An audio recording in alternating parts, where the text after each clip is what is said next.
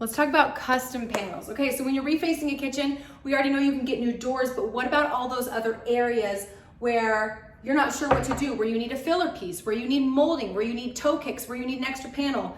You guys, you can also order custom panels, toe kicks, trims, and it really is what kind of takes your kitchen to the next level and makes it look super designer and super built in. I'm gonna give you a tour of my kitchen to show you where I've utilized these to kind of get your mind working and seeing just how cool it is. All right, so this is a custom panel on the side of here and in there. And then if you come around over here, I've utilized one right here.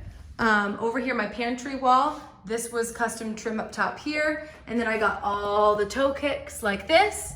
And then over here, I have a custom panel on the side of my fridge and then one up my pantry wall. So as you can see, all these custom trims, panels, toe kicks, they really kind of make your kitchen look a lot more designer, built in, and intentional.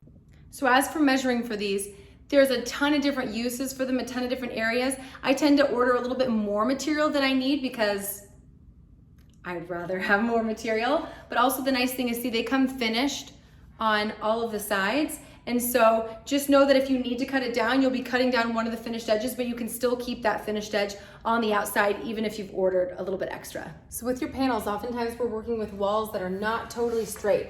So there's a technique called scribing. So see how I put my board up against this right here?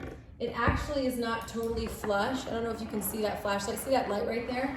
It's kind of pushed off the wall. If you want to get an exact fit, you can do something called scribing, where you take like a pencil, you push it off the wall a little bit, and you kind of run your pencil down along, pushing it up against the wall and along your board. And then when you're finished, you have a line on it where you can cut it.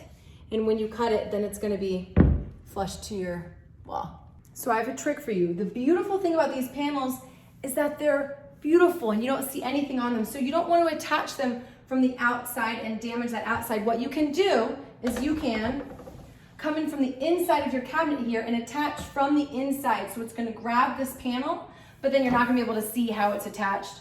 You'll only be able to see on the inside. So hide all the mess, right? Here's another example. See, there's no screws or nail holes on the outside of here. It looks perfect. Everything has been attached from the inside, just barely grabbing onto that piece so that we can keep this nice and perfect.